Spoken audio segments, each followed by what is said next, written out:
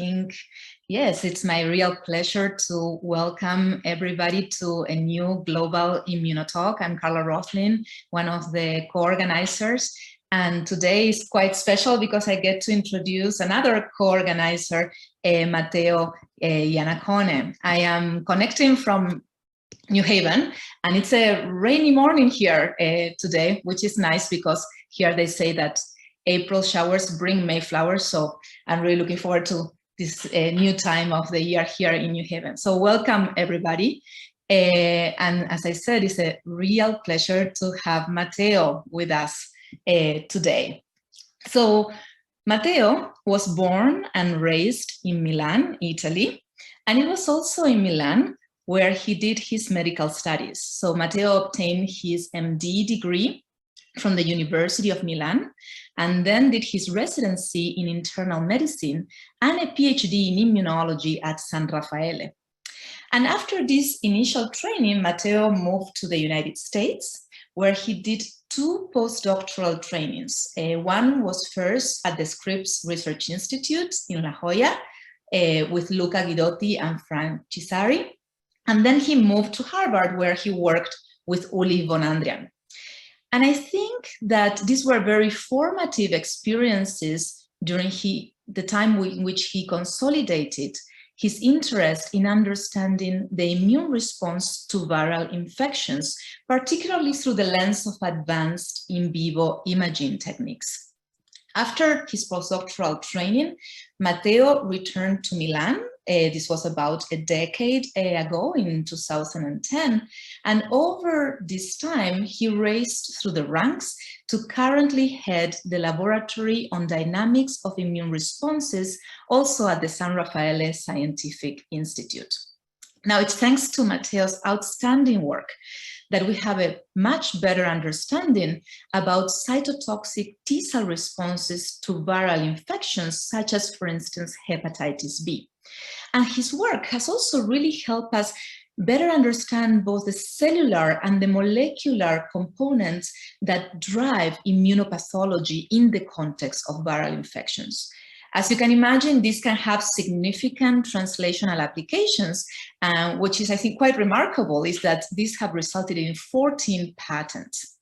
Now, because of this fundamental work, Matteo has received numerous awards. I'll just name some of them, such as the Young Investigator Award from the European Association for the Study of the Liver, the EMBO Young Investigator Award, and the Chiara Donofrio Award. Now, on a more personal note, Matteo, I cannot forget the time we met back in Seattle at an AI meeting. I remember our very engaged discussions about BSB and type 1 interference. And I'm also very grateful to you for having introduced me to my dear friend and now former postdoc, Lydia Bosurgi.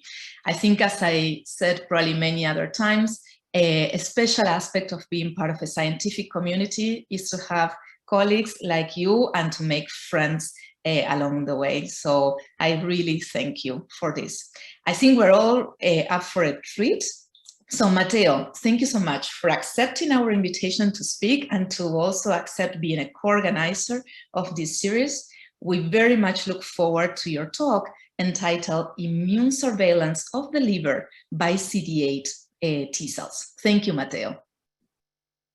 Thanks so much, Carla, for having me, and thanks for the generous introduction. It's really a pleasure and an honor to being part of this great seminar series. So I thank you and Lina for starting this, and it's been fun to co-organize this with you over the last several months. So thank you. No, thank you, thank you. And as you know, we always love to ask questions. So today we would really like to know which scientist or scientists have inspired you in your career and why? Yeah, so that's a difficult question, right? Because, you know, there are so many scientists whose work I find, I admire and I find inspiring. But if I have to think back in the days when I was a young medical student, it's probably the work of Rolf Zinkernagel that inspired me and prompted me to wanted to become a scientist and to study antiviral immune responses. Now, after that, I have to say that by far the scientists that inspired me the most were my mentors. So Luca and Frank at Scripps, as well as Uli in Boston. And the reason I say this, it's not only because I think they're great scientists, but because when you are granted the opportunity to work in somebody else's lab, you get to see the way they think about science. You get to see the way they formulate hypotheses, the way they critically evaluate the data, the way they engage in collaborations, the way they mentor people. And so I strongly believe that science is an endeavor that you do not learn from textbooks or papers. I mean, not only from textbooks and papers, but mostly from people. And so today I find myself laughing when you know students show me results and I actually ask the same questions, so make the same comments that my former mentors used to do when I was showing them their results. You know, I get excited or I get angry for a lot of the similar reasons that you know my mentors used to. Now, more specifically, I think from Frank and Luca, I got the passion for in vivo work. Sort of it don't mean a thing if it ain't shown in vivo mantra that you know I kept over the years. And from Uli, I think I got, well, of course, the passion for imaging, but more importantly, I think this willingness to really go deep into the mechanism underlying an observation. And so I remember like when we showed results to Uli and thought we had like, you know, sort of a almost complete story. I mean, for him, it was like figure one. And so like, you know, this ability to always ask the next question and to go deeper and deeper into the mechanism is something that I think stuck with me all along. So although nowadays I'm privileged to have so many friends and colleagues whose work inform our studies, I think that the influence of my mentors cannot be overstated. That is so wonderful. Thank you for sharing that. I hope they're listening, and if not, we'll make sure they get the link to the YouTube later on so they can listen to this wonderful reflection that you had on their mentorship. Matteo, thank you so much. Let's see if you can share your screen. We cannot wait for your talk. All right, let me see. Does it work? It works really well. Thank you. All right, perfect. So thanks again, Carla and Elena. Such a pleasure to be here. Okay, so our lab is interesting in understanding the spatiotemporal dynamics of immune responses to pathogens, mostly viruses, as well as to tumors. And we do this by a variety of approaches, including techniques that allow us to track immune cells in real time within living anesthetized mice. And all of this is done in the context of a biosafety level 3 facility that we have established within our institute so that we can study immune responses to our favorite pathogens. And we study immune responses in several organs and indeed now we have set up a large program that aims to develop a novel mouse model for studying SARS-CoV-2 pathogenesis. But what I thought I would do today is instead of giving an overview of what the lab does, I thought I would go out on a limb and show you some unpublished data that are related to immune responses in the liver. And this has to do with our long-standing interest in the pathogenesis of hepatitis B virus. HPV infects only humans and chimpanzees, and it causes both acute and chronic hepatitis. And it is estimated that more than 240 million people are chronically infected worldwide, that about 1 million of them die each year from the complications of this infection, which are cirrhosis and hepatocellular carcinoma. Now, HPV is a very extremely non-cytopathic virus.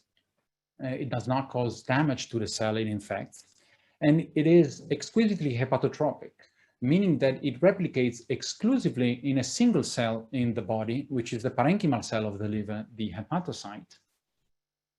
Not only is this virus non-cytopathic, but it is also invisible to the innate immune sensing machinery. And this might have to do with the replication cycle of this virus that happens in nucleocapsids that shield viral nucleic acids from cytoplasmic sensors. And it's instead the adaptive immune response, particularly the one mediated by CD8 T cells, that is responsible for both viral clearance as well as liver disease. Now, HPV infection is typically acquired at birth from infected mothers, and it proceeds with an initial phase that has been historically referred to as the immune tolerant phase, characterized by high viral replication and little or no liver inflammation. And this is followed after several decades by a phase that is referred to as the immune active phase, characterized by lower level of viral replication and variable degrees of liver damage. Now, CD8 T cells in chronically infected patients are often considered akin to the exhausted T cells that have been described in other viral infections and in cancer. However, a detailed characterization of these cells, particularly in the immune tolerant patients, have not been performed.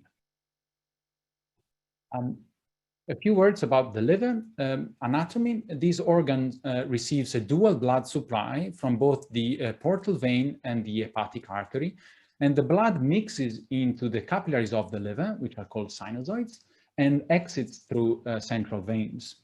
Now, if we zoom in, sinusoids are about 200 to 150 micrometers in length. They have a diameter which is equivalent to that of a leukocyte. And now, because of the peculiar anatomy of the liver, the absence of a fully formed basal membrane and the presence of endothelial fenestration, each hepatocyte is in direct contact with blood. And let me also remind you that Kupffer cells, the liver-resident macrophages, are actually intravascular. They are within the sinusoids. And so this peculiar anatomy is such that circulating CD8 T cells can actually directly contact subsinusoidal hepatocytes without the need of extravasating. And they do so by extending cytoplasmic protrusions that breach the sinusoidal wall at the level of an endothelial fenestration. A process that has been originally proposed by Patrick Bertolino. And when Donato Inverso was a PhD student in the lab, he used correlative light and electron tomography to visualize this process. And so this technique combines the specificity of immunofluorescence with the resolution of electron microscopy on the same tissue preparation. And you're looking at a CD8 T cell in red and a liver sinusoidal endothelial cell in green. And if I tilt this 3D volumetric reconstruction, you can appreciate that this CD8 T cell is extending a cytoplasmic protrusion that breaches the sinusoidal wall at the level of an endothelial fenestration. And nowadays in the lab, we are trying to understand if the anatomic, hemodynamic, and microenvironmental features that characterize hepatocellular carcinoma lesions impact this immune surveillance capacity of CD8 T cells. But what I would like to tell you about today is what happens when naive CD8 T cells see antigen for the first time in the liver. As I told you, because of this peculiar anatomy, CD8 T cells, which are normally excluded from interacting with epithelial cells of non-secondary lymphoid organs by the endothelial barrier, can actually do so in the liver. So what are the mechanisms and consequences of intrahepatic priming? Now, this is a subject that is being studied by many groups, including the pioneering work from Frank Cisari and from Patrick Bertolino, as well as subsequent work from Ian Crisp, Percy Noll, and many others. But in work that we published a little over a year ago, we contributed to this and showed that when naive CD8 T cells see antigen for the first time on Kupffer cells, which are not natural targets of hepatitis B virus infection. This process leads to the vigorous expansion and to differentiation of these cells into bona fide effector CD8 T cells that are virtually indistinguishable from those primed in secondary lymphoid organs. And these cells accumulate into clusters that are scattered throughout the liver parenchyma. And if we do dynamic imaging of those clusters, you can appreciate that they are rather dense. They are formed by cells that are mostly extravascular, and they are rather immotile. By contrast, when CD8 T cells are see antigen for the first time on hepatocytes, and I would argue that this is a situation that might happen during chronic Hpv infection, particularly upon neonatal Hpv infection. This process leads to local activation and expansion, but these cells fail to differentiate into effector T cells. And instead, they differentiate into dysfunctional cells that lack antiviral activity. Now, when we perform a transcriptomic analysis of these cells, we noticed that there was only partial overlap with other forms of T cell dysfunction, such as T cell exhaustion. And one aspect that we found intriguing, that among the genes that were upregulated on these dysfunctional cells, we found some genes that are associated to a tissue remodeling program, suggesting that these might have evolved as a mechanism to preserve organ integrity at the expense of antiviral function. Now, these dysfunctional cells that are primed by hepatocytes accumulate in clusters that coalesce around portal tracts. And this is a feature that is also very much the same that in chronically infected patients. And we can do dynamic imaging of these clusters to show that these clusters are much looser. They are comprised by cells that are mostly intravascular, and they are a lot more motile. Now, consistent with the notion that these dysfunctional cells are distinct from the classically exhausted T cells, we found them to be refractory to checkpoint inhibition. And instead, we saw that we could reinvigorate these cells if we gave the cytokine IL-2. And this promoted further the expansion of these cells, the rescuing of effector genes, and allowed for the development of effector cells endowed with potent antiviral activity that also accumulated in clusters scattered throughout the liver parenchyma. So what I would like to show you today is a study whereby we embarked in trying to understand what are the cellular and molecular mechanisms by which interleukin-2 exerts this effect. And the initial expectation is, of course, that IL-2 would act simply on T cells, as this was expected. But as I'm going to show you in a moment, the situation looked more complicated than that. But before I do that, let me let me show you the models that we used for these studies. We used TCR transgenic CD8 T cells, two lineages, one that is specific for an epitope contained within the core protein, as well as another lineage which is specific for an epitope contained within the envelope protein. And we can adoptively transfer these cells to recipient mice, and we've used in these studies a lot these MAPcore mice. Those are mice that express a non-secretable version of the HPV core protein in 100% of the hepatocytes and exclusively in those cells. And they do so because this is placed under the control of the most hepatocyte-specific promoter that we know of, the major urinary protein promoter.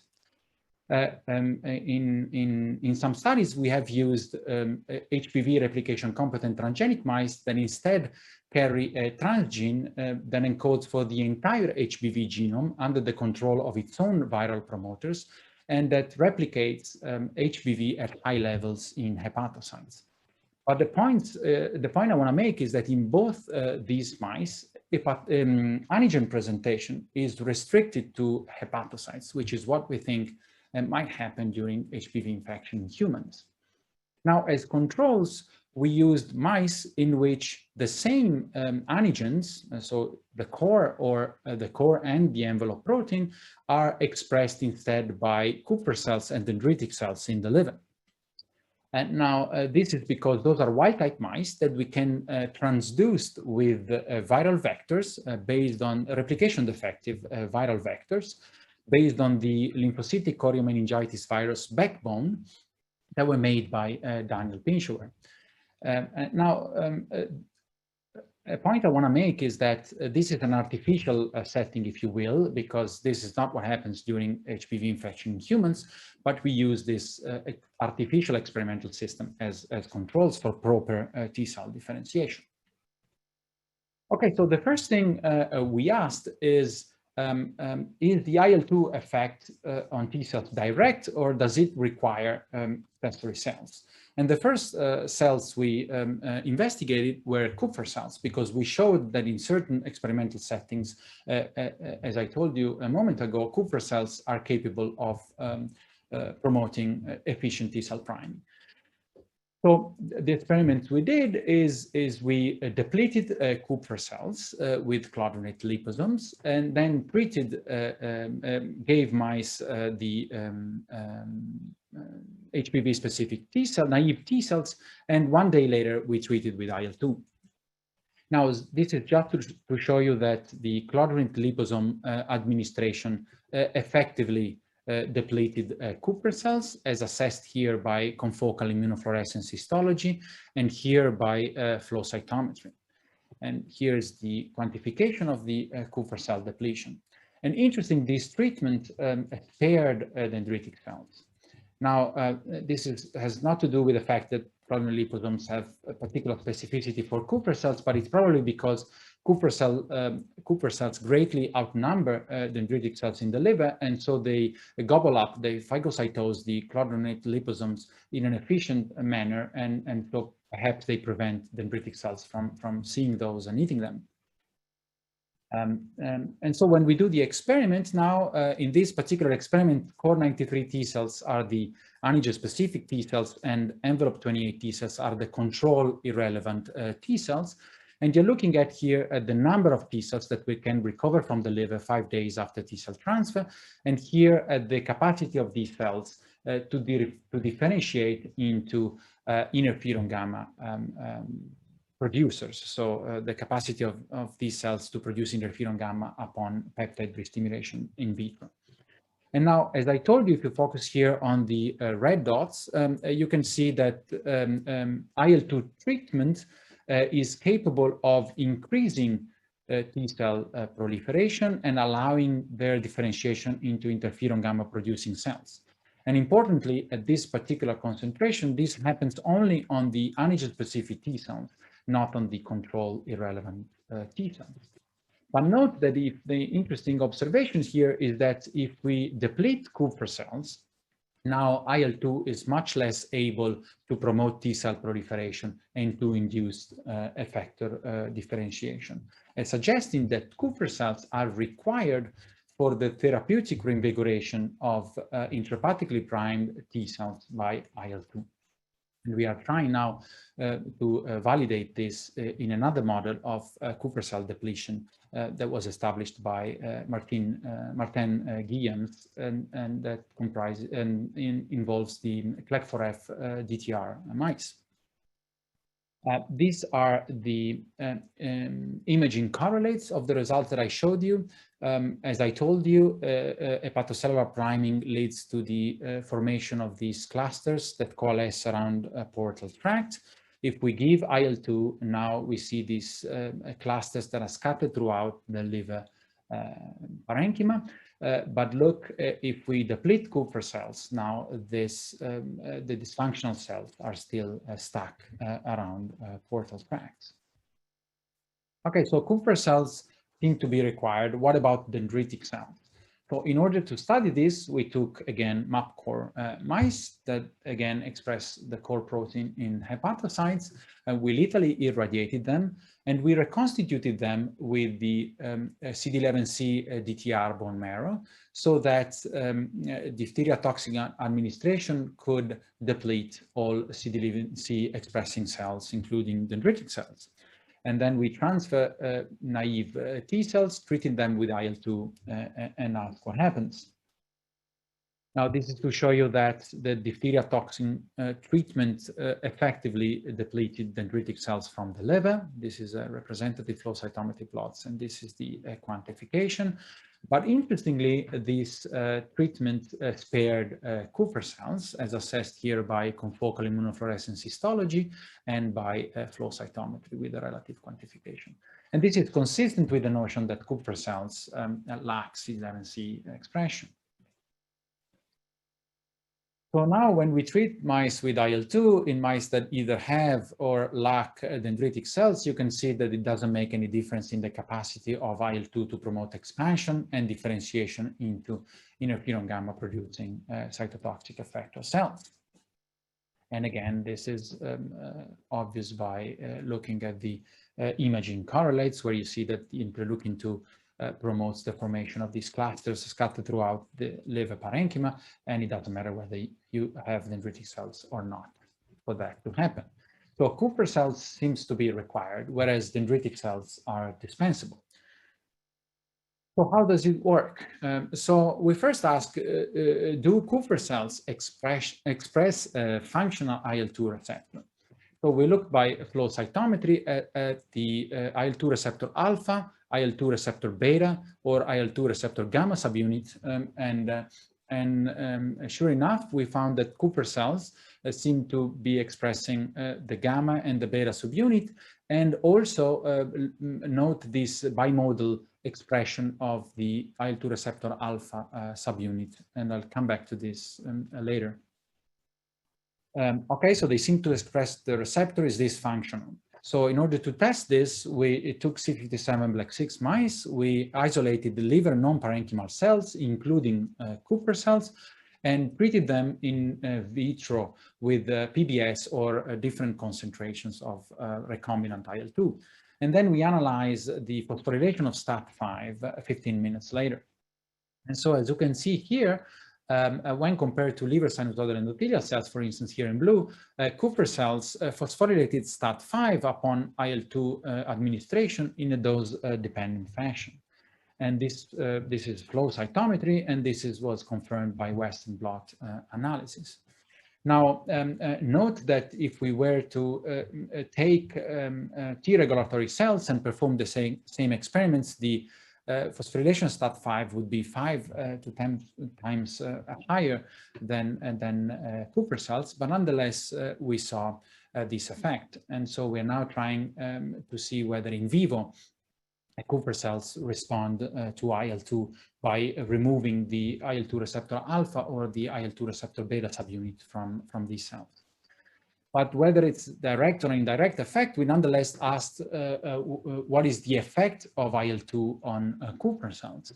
So to do that, we took C57 Black 6 mice, we treated them in vivo with PBS or IL-2 for 48 hours, and then sorted Kupffer cells to a high purity and subjected them to RNA sequencing analysis. And what you're looking at here is the same data represented in 3 different ways. And what we found is that among the most highly upregulated pathways upon IL-2 treatment on Kupffer cells, we found pathways that had to do with antigen presentation. So we found MHC class 1 related genes, we found a proteasome, immune proteasome subunit. And so this suggested to us that perhaps IL-2 could cross-present, could increase the capacity of Kupffer cells to cross-present hepatocellular antigens. So to test for this possibility, we took advantage of the HPV replication competent transgenic mice. So as mentioned earlier, these mice express the entire HPV genome under the control of its own viral promoters, and as such replicate all viral proteins in hepatocytes and assemble full infectious virions that are secreted into the serum of these mice. And so these mice have about 10 to the 7, 10 to the 8 viral particles per ml of blood. And so HPV antigens are among the most represented proteins in the blood of these mice. And so we took these mice we treated them with PBS or IL-2, and then isolated liver non-parenchymal cells, seeded Cooper cells to get rid of the other non-parenchymal cells, and then used antigen-specific effector T cells, so T cells that have been differentiated, not naive T cells, but T cells that have been differentiated in vitro into effector cells. And we use these as sensors for antigen presentation. And we read the capacity of these cells to produce interferon gamma as a proxy for antigen recognition. Now, if we do this in mice, control mice treated with PBS, as I told you earlier, Cooper cells do not cross-present hepatocellular antigens. We do not see any interferon gamma production by the HPV-specific effector CD8 T cells incubated with them. And this is something that you see with Cooper cells. You also see with dendritic cells. You also see with liver sinusoidal endothelial cells. At steady state, the only cells that are capable of inducing interferon gamma production are the hepatocytes.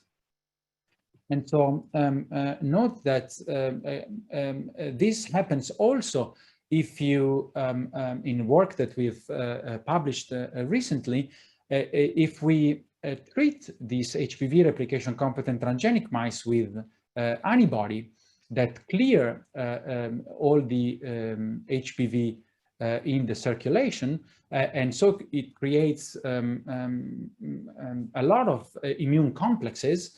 This still failed to increase the capacity of Cooper cells to cross-present. So it seems that at steady state, Cooper cells are very lousy cross-presenters. However, when we treated mice with IL-2, we noted a small but significant increase in interferon gamma production, indicating that IL-2 promoted the capacity of Cooper cells to cross-present hepatocellular antigens. Now, this is a small increase, which is consistent with the idea that at the single cell level, Cooper cells are not great at cross-presenting. However, we wanted to test whether this had any in vivo relevance.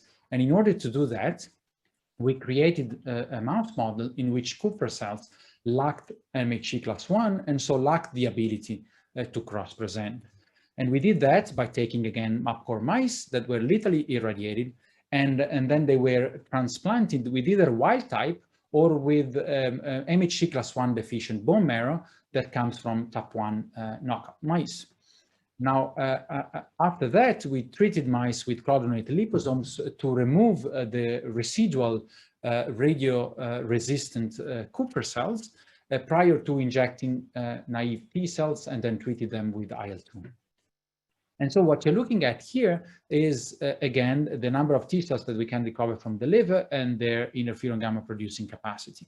Now, if mice have Cooper cells that have MHC class 1, IL-2 can promote their expansion and differentiation to effector cells. However, if Cooper cells lack MHC class 1, now IL-2 has a much lower ability to promote expansion and differentiation into effector cells.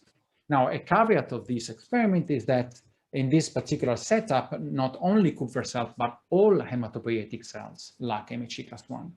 However, this experiment, combined with the experiment that I showed you earlier, suggested to us that it's indeed the Cooper cells that are cross-presenting hepatocellular antigens in response to IL-2. So are all Cooper cells created equal in their capacity to sense IL-2 and cross-present hepatocellular antigens? And this is where we learned that their friend Florent Ginoux was also exploring Cooper cell heterogeneity in the mouse.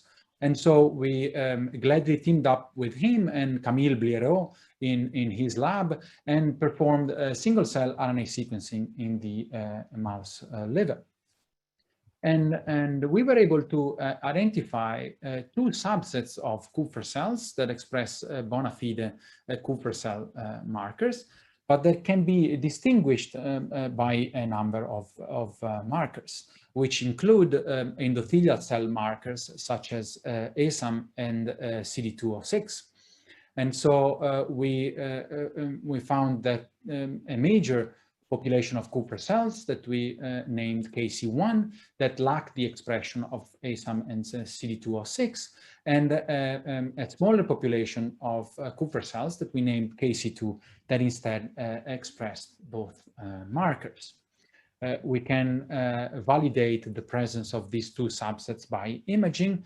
However, we are now in the process of optimizing ways to distinguish KC1 and KC2 with reporter mice. And so we performed RNA sequencing on these two populations of cells, and we found that there are a number of genes and pathways that distinguish these two cell types. But one thing that struck us was that the IL-2 pathway seemed to distinguish KC1 and KC2, meaning that KC2 seems to have a higher overrepresentation of genes that encodes for the IL-2 receptor subunits, as well as the some intracellular signaling molecule. And this was validated at the protein level. And so whereas both KC1 and KC2 expressed the gamma subunit of the IL-2 receptor, we found that KC2 expressed high levels of the beta subunit, and also they seem to be expressing the alpha subunit of the IL-2 receptor, whereas KC1 do not. And so we reasoned that if KC2 were better able to respond to IL-2 and cross-present hepatocellular antigens, then they might be also susceptible to CD8 T cell mediated killing. And so to test that, we took HPV replication competent transgenic mice. We gave the core93 naive T cells and treated them with PBS or IL-2. And then we looked at the KC1 and KC2 in these animals. And sure enough, when we treated mice with IL-2 and reinvigorated those dysfunctional T cells to acquire cytotoxic capacity, we saw that there was a selective reduction in the number of KC2. As you can see here by these representative flow cytometry plots and the quantification of the KC1 to KC2 ratio. And so as you can see, KC1 are not much affected, but we see a reduction in KC2. Now, one might argue that this is not a killing of KC2, but this might be, modulation of the expression of these markers because of, inflammation of or, immunopathology. And so, so to control for that, we performed an experiment where we took HPV replication competent transgenic mice, treated them with PBS or IL-2, but without giving naive T cells. And sure enough, this treatment did not change the KC1 and KC2 ratio, suggesting that it's not IL-2 alone responsible for this phenotype. And moreover, when we took MAPCore mice and instead of giving naive T cells, we gave effector T cells, so cells that can come into the liver, recognize antigen on hepatocytes and cause acute liver immunopathology. You see after 1 day of effector T cell transfer, we see ALT elevation over 1500, so quite significant liver immunopathology with the influx of inflammatory cells. And despite that, there's no change in the KC1 to KC2 ratio, suggesting that it's really the KC2 are sensing or are responding to IL-2 and promoting cross-presentation of hepatocellular antigens and are killed by T cells. And so finally, we wanted to see whether we could establish models that allowed us for selective KC2 depletion. And so we took advantage of the fact that these cells express the KC2 express the endothelial cell marker cadherin-5. So we took cadherin-5 CRE-RT2 mice, crossed them to the ROSA26 TD tomato reporter, gave them tamoxifen to allow for the CRE expression, the removal of the stop cassette, and the expression of the fluorescent protein.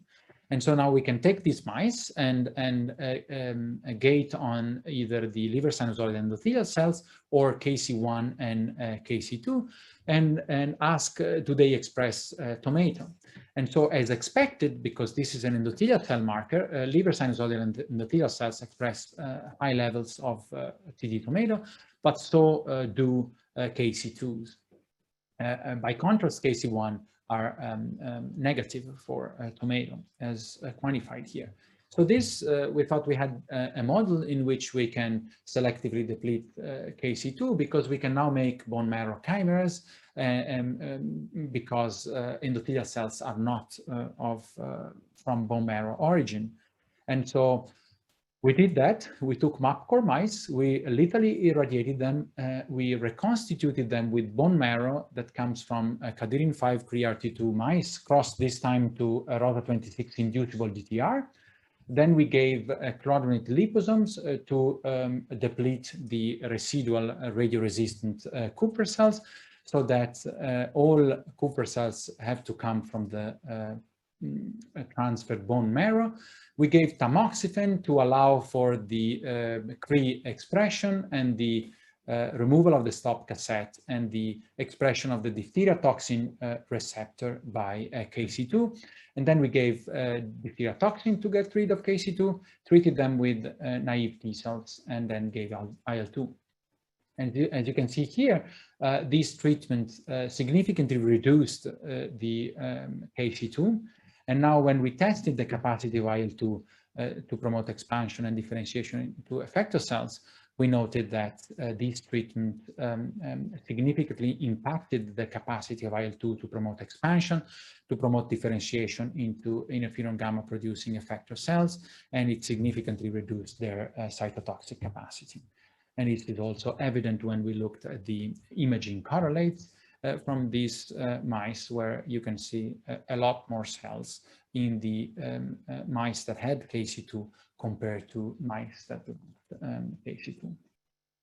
So, so together, to sum up, I've shown you that whereas our data obviously do not rule out a direct effect of IL-2 on T cells, they show that for the optimal reinvigoration of intrahepatically primed T cells by IL-2, you require Cooper cell cross-presentation. And we have identified a subset of Cooper cells that we named KC2 that seem particularly poised to respond to IL-2 in vivo and to cross-present hepatocellular antigens for the reinvigoration of T cells.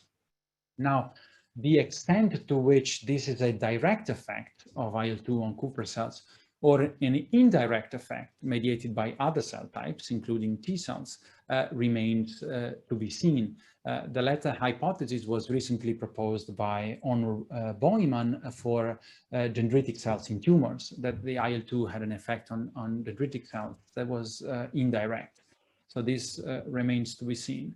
But perhaps the larger point that I want to make is that in order to reinvigorate T cells in chronic HPV, you probably need to engage professional antigen presenting cells in the liver. Now, an interesting thing is why are Cooper cells doing the job and dendritic cells dispensable? I mean, obviously dendritic cells are much better cross-presenters at the single cell level. We don't know that, but some possibilities that we are considering are affected. This is perhaps a numbers game. So Cooper cells greatly outnumber dendritic cells in the liver by a 10-to-1 ratio. Or maybe it is a matter of location.